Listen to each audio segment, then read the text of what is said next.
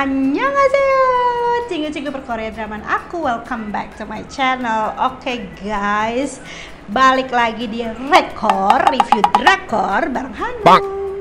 Nah, di video kali ini aku mau nge-review dramanya Oppa Sejuta Umat. Tidak lain, tidak bukan adalah siapa? Masih udah tau lah ya, Lee Min Ho. Oke, hari ini aku mau mereview drama comebacknya Lee Min Ho yang judulnya The King Eternal Monarch. Nah, sebelum kita kupas tuntas, kita bahas, kita review, mending kita nonton teasernya dulu aja. Gimana? Yuk, cus!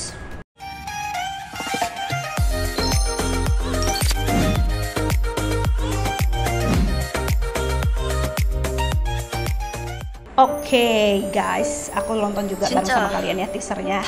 Bisa lihat, ganteng banget. Nah tuh, peluk-peluk manja.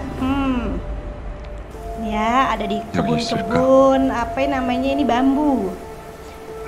Kudanya ganteng, yang naik apalagi ya kan? 2020. akhirnya comeback ya. Bisa lihat tuh. 자네도 내 세계에는 아주 없었어. cantiknya Kim Go 난 Eun. 아직 지구가 둥글다는 것도 안 믿는 사람이야. 같이 가자. Together. To 나의 my 세계. world. Aduh, mau diajak ke dunianya Oppa Lee Min Ho, siapa yang nggak mau? Begitu. Oke guys, itu tadi dia teasernya, salah satu teaser dramanya The King Eternal Monarch. Kalian bisa lihat kan Lee Min Ho seganteng apa. Kudanya aja ganteng, apalagi yang naik, coba bayangkan. Oke guys, selain ini adalah drama comebacknya Oppa Sejuta Umat, ini juga drama comebacknya penulis naskah Kim Eun Sok. Buat kalian pecinta drakor pasti udah tahu banget nih siapa Kim Eun Sok ya. Terutama aku adalah salah satu fans beratnya dari Kim Eun Sok. Kenapa? Karena setiap dramanya dia itu tuh pasti bagus-bagus banget dan ratingnya gila-gilaan gitu loh. Kalau nggak salah tuh dramanya nih ya, aku sebutin beberapa yang aku ingat, itu ada Gentleman Dignity, ada The Hairs, terus ada apa ya, Secret Garden ya kan, terus tentu saja drama Sejuta Umat ya, si Descendant of the Sun. Kemudian yang terakhir nih yang aku tonton dramanya Kim Eun Sok itu adalah Mr. Sunshine, yang dia di video aku sebelumnya juga aku bahas. Itu memang sebagus itu dia kalau bikin naskah, sekeren itu kalau bikin drama, pasti heboh. Oke, sekarang aku mau bahas para pemain dari drama ini. Selain ada Lee Min Ho, juga banyak banget aktris dan aktor yang bergabung di drama ini yang memang bukan aktris-aktor yang kaleng-kaleng begitu kan. Semuanya terkenal, semuanya cantik, semuanya ganteng. Tapi guys, sebelum aku jelasin nih, karena agak cukup membingungkan ya. Untuk jelasin para pemainnya, aku mau garis bawahin dulu dasar atau latar belakang dari drama ini tuh ada dua tempat ya. Yang satu adalah di Republik Korea dan yang satu lagi adalah di Kekaisaran Korea gitu, atau Kerajaan Korea. Nah, jadi di dua dunia ini nih biasanya ada kembaran masing-masing pemeran. Jadi Lee Min Ho ada kembarannya, Kim Go Eun ada kembarannya, terus juga aktris-aktor lain juga ada kembarannya gitu loh. Jadi ada memainkan dua peran nih di setiap para aktor aktris ini memainkan dua peran di dua dunia tadi begitu. Nah, tadi yang udah aku sebutin, Lee Min Ho dia berperan sebagai Lee Gun atau raja dari kerajaan Korea seperti itu. Dia ini dipasangkan sama aktris yang juga cantik sih kan, yaitu adalah Kim Go Eun. Di sini Kim Go Eun ini berperan sebagai Jung Tae-eul di Republik Korea dan berperan sebagai Luna di Kekaisaran Korea. Jadi tetap ya ada dua peran. Kemudian juga selain Kim Go Eun ada Woo Do Hwan di sini. Dia sebagai Jo Eun Sop di Republik Korea dan sebagai Ju Yong di Kekaisaran Korea. Kalau Ju Yong dia itu adalah asistennya atau pengawalnya si Lee Gun, si raja begitu. Kalau si Jo Eun Sop dia itu adalah temennya si Jung Tae-eul di Republik Korea sebagai polisi begitu pekerjaannya. Terus ada lagi Kim Kyung Nam sebagai Kang Shin-jae. Nah, Kang Shin-jae ini sampai sekarang dia perannya masih satu, yaitu di Republik Korea sebagai polisi. Di Kekaisaran Korea dia belum belum ada kembarannya nih ya. Kalau aku kasih tahu ceritanya nanti spoiler, jadi kalian nonton aja.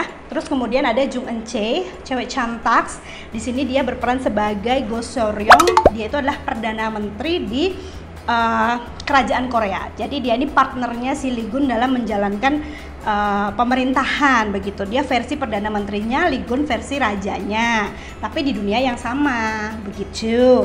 Apakah Go Seo-ryong punya kembaran di Republik Korea? Sampai saat ini belum tahu karena belum dikeluarkan, belum muncul ya. Terus juga ada Lee Jung-jin sebagai Lilim. Nah, Lee Jung-jin atau Lilim ini dia adalah sosok antagonisnya atau musuhnya dari si raja, yaitu si Lee Gun gitulah. Dia inilah akar permasalahan dari drama ini, seperti itu. Nah guys, itu tadi pada pemerannya di drama The King Eternal Monarch. Nah, gimana sih sinopsisnya? Jadi aku akan ceritain sedikit supaya nggak spoiler karena dramanya masih ongoing ya, supaya kalian juga tertarik buat nonton nih. Sebenarnya awal mula ceritanya ini adalah si jahatnya nih, si Lilim ini, dia itu mengetahui sebuah fakta bahwa ada sebuah benda namanya Mapa Sinjok itu mempunyai kekuatan. Dia itu seperti seruling. Kalau ditiup dia bisa bikin permintaan lu terkabul gitu. Jadi tujuannya si Lilim ini adalah ingin menguasai dunia.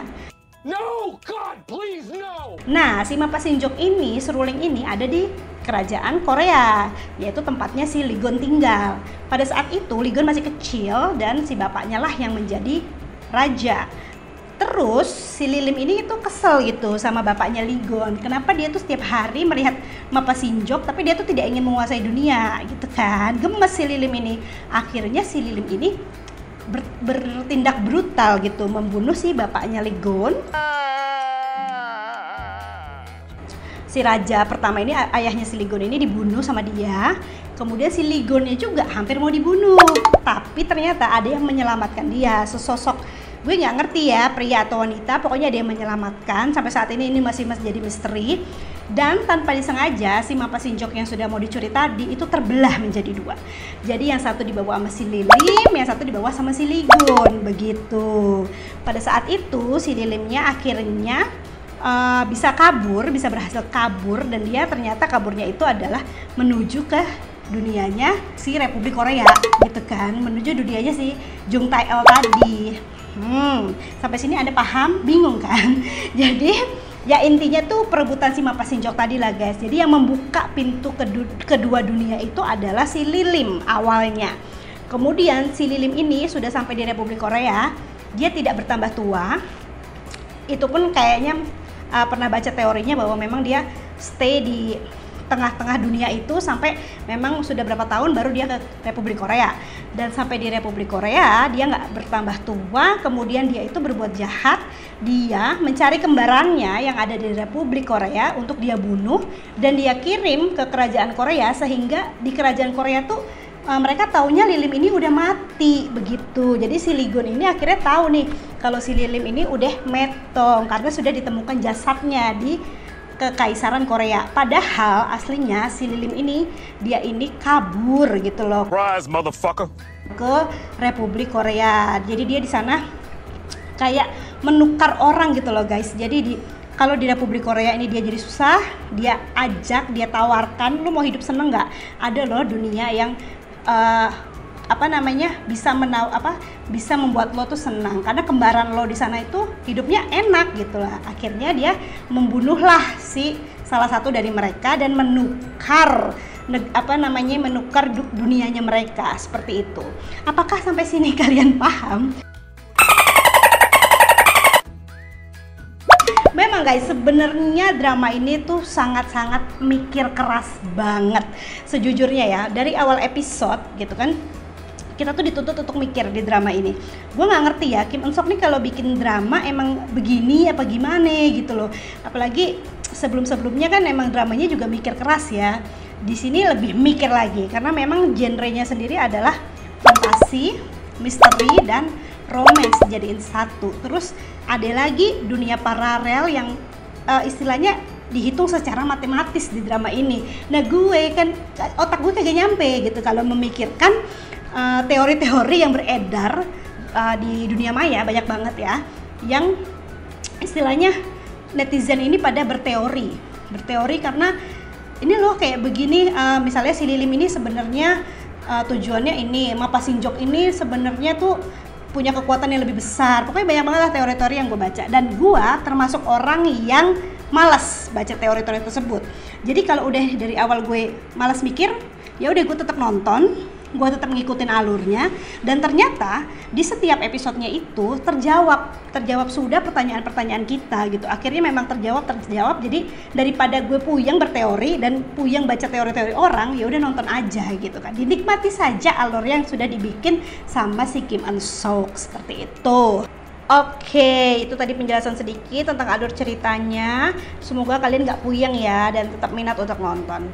Faktanya sih guys, sebenarnya di Korea sendiri tuh rating dari drama The King Eternal Monarch ini, kalau dibilang dari segi rating memang tidak sebagus drama-drama Kim Eun Sok yang sebelumnya, begitu ya, karena ratingnya memang dari awal episode sudah cukup kurang memuaskan.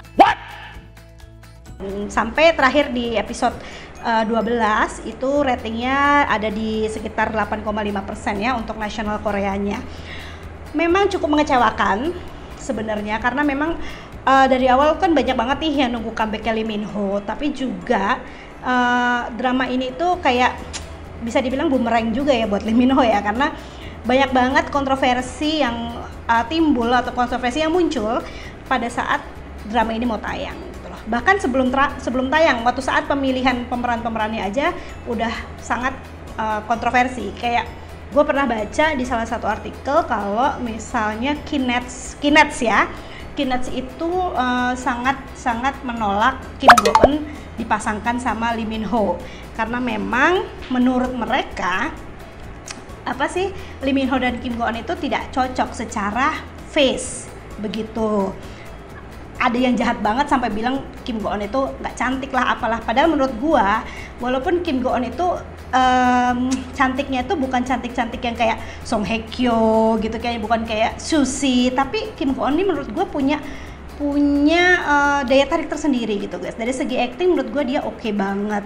Jadi cantik itu relatif sebenarnya ya. Menurut gue juga dipasangkannya dia sama Lee Min Ho itu nggak ngaruh-ngaruh banget sih buat rating ya, tapi memang itu udah kontroversi yang muncul dari awal pemilihan pemain.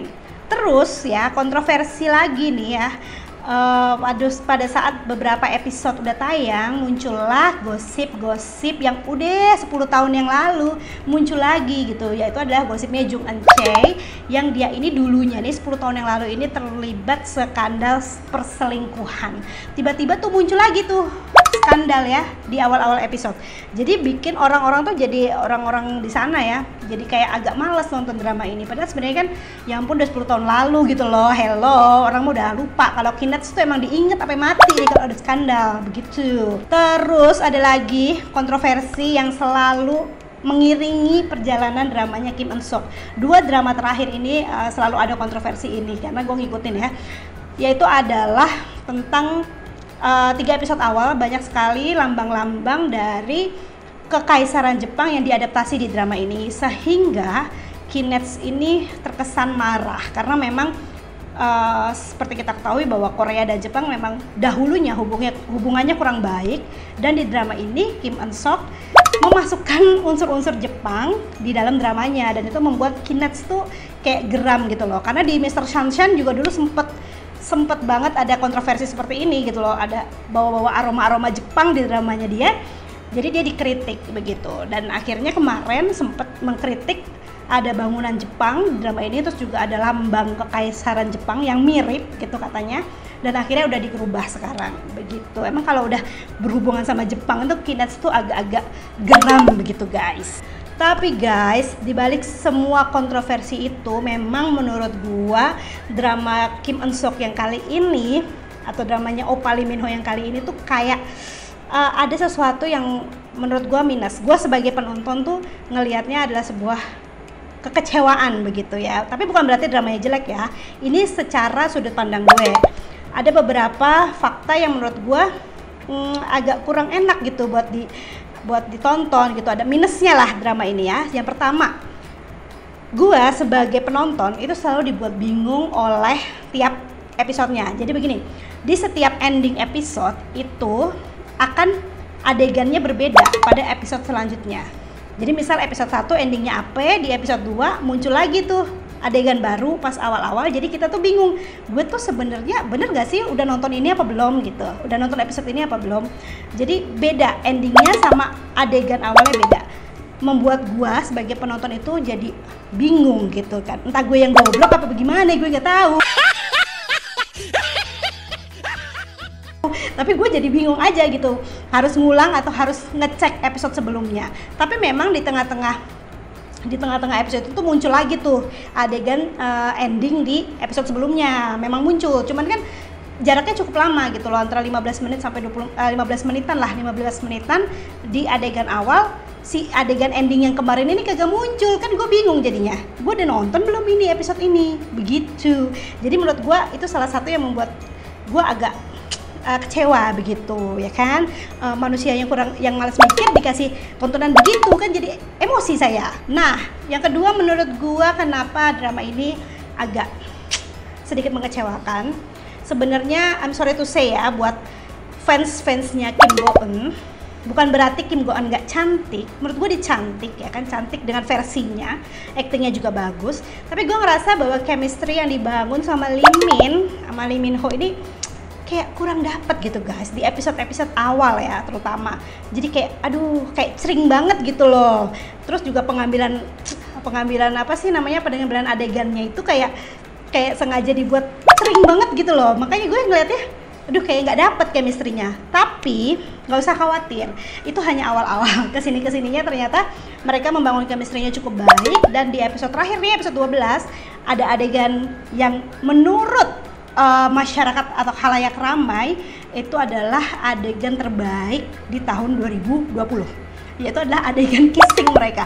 Adegan kissing mereka itu dinobatkan sebagai adegan kissing terbaik di 2020. Bayangkan, kalian harus nonton dong adegan kissing mereka ya, jangan lupa ditonton. Nah, yang ketiga yang membuat gue kurang greget juga sama drama ini adalah efek CGI yang ada di drama ini guys. Aduh, gimana ya, gua ini tuh sebelumnya kan nonton Mr. Sunshine ya, yang efeknya tuh bagus banget, kayak real, nggak ada minusnya. Terus tiba-tiba Kim Eun Sok berpindah haluan, berpindah sutradara, kemudian efek CGI-nya jadi sorry to say, memang sangat-sangat tidak enak dipandang mata gitu loh. Ada beberapa adegan yang menggunakan efek CGI yang menurut gua sangat nggak banget gitu. Tapi ya udahlah ya, kita makan penonton, ya udah kita tonton aja begitu kan, kita nikmatin aja. Walaupun efek CGI-nya kurang bagus, tapi kan Oppa mukanya nggak berubah. Yang keempat, drama ini juga menurut gue ada kurangnya, yaitu adalah sebenarnya ini banyak banget diprotes loh sama K-Nets. Seperti biasa ya, K-Nets memang banyak protes, yaitu adalah terlalu banyak iklan. Memang benar sih guys, seperti kita ketahui ya, kalau iklan di drama Korea itu kan biasanya cuma ialah sekilas-sekilas aja gitu, ambil botol minum gitu kan, terus cuma ditayangin sedikit. Tapi kalau di drama ini guys, bener-bener iklannya tuh ngiklan banget, sampai dipakai mulu dah itu semua produk-produknya. Emang sedikit mengganggu ya menurut gua, tapi ya overall sih masih oke lah buat ditonton. Oke guys, kalau tadi gue udah sebutin ya kan minusnya dari drama ini, sekarang kita sebutin plus-plusnya. Jadi nggak semua drama itu minus terus guys, harus ada positifnya juga. Dan menurut gue drama ini juga banyak positifnya. Yang pertama adalah ya dari segi cerita. Oke, gue nggak meragukan lagi, memang idenya Kim Eun Sok ini untuk bikin cerita ini luar biasa. Menurut gue, karena belum ada drama yang seperti ini gitu menurut gue ya. Gue belum pernah nonton nih drama yang muyangin kayak gini, gue belum pernah nonton. Muyangin tapi enak buat ditonton gitu loh. Penasaran karena misteri, tapi tetap aja gue nagih pengen nonton lagi. Itu menurut gue dari segi ceritanya, dari cerita yang dibikin oleh Kim Eun Sok ini menurut gue debat. Terus plus yang kedua adalah tentu saja pemilihan Oppa Sejuta Umat ya sebagai pemeran utama. Ini adalah sebuah apa ya, pilihan yang tepat menurut gue memilih Lee Min Ho untuk main drama ini, karena emang gantengnya itu udah nggak bisa gitu dipahami lagi gitu guys, karena emang ganteng banget, sumpah gue kagak bohong deh. Gue bukan biasnya Lee Min Ho ya, tapi gue melihat dia memang di drama ini tuh emang dia aduh luar biasa banget. Emang tampangnya Lee Min Ho ini kagak bisa jadi tampang-tampang rakyat jelata gitu, nggak bisa. Emang cocoknya udah jadi raja, dan pemilihan dia sebagai pemain utama menurut gue itu udah emang paling the best. Nggak bisa deh kayaknya kalau si Lee Gun ini diperanin sama aktor lain, nggak bisa. Pokoknya Lee Min Ho deh yang paling oke meranin Lee Gun. Kemudian yang ketiga selain Lee Min Ho yaitu adalah Jung Eun Chae. Entah kenapa ini menurut pendapat gue, Jung Eun Chae di sini sangat-sangat beautiful banget. Dia adalah perdana menteri yang punya karisma, yang selalu pakai apa aja tuh cantik, selalu pakai apa aja tuh enak dilihat, dan menurut gue ini adalah plusnya dari drama ini. Oke, gue memang nggak bisa ngomentarin Kim Go Eun ya, karena memang peran dia di sini adalah sama sih kayak peran dia sebelumnya ya, kayak dia di Goblin juga. Maksudnya peran-perannya kayak gitu aja gitu. Kalau Jung Eun Chae ini kan memang dia kayak sosok cewek yang tangguh, yang kalau dia perdana menteri, pemimpin sebuah negara, dan menurut gue dia tuh karismatik banget, dan itu enak banget buat ditonton. Apalagi kalau dia udah outfit dia tuh enak banget buat dilihat.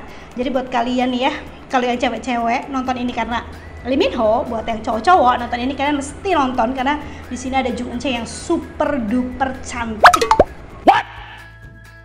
Oke guys, itu tadi ya review dari aku tentang drama The King Eternal Monarch ini. Semoga reviewnya ini bisa jadi inspirasi kalian buat nonton drama apa minggu ini. Yang belum nonton buruan ditonton, yang udah nonton kalian harus bersabar karena minggu ini ternyata hanya tayang 1 episode guys. Jadi hanya episode 13 aja yang tayang. Kita mesti sabar menanti lagi di minggu depan, begitu kan. Nah, kalian boleh komen di bawah nih yang udah nonton, kira-kira gimana pendapat kalian tentang drama ini. Apakah seperti yang aku bilang atau kalian punya pendapat lain? Aku tunggu komennya di bawah, dan jangan lupa di like, kemudian di subscribe, dan di share ke sosial media kalian video dari aku ya. Oke guys, segitu dulu, sampai jumpa lagi di rekor berikutnya ya kan. Dan menurut kalian tuh aku juga mau kalian komen dong di bawah, kira-kira aku mesti review drama apa lagi ya, drama apa sih yang kalian tuh pengen aku review. Oke, aku tunggu ya. Sampai jumpa di video selanjutnya. Annyeong.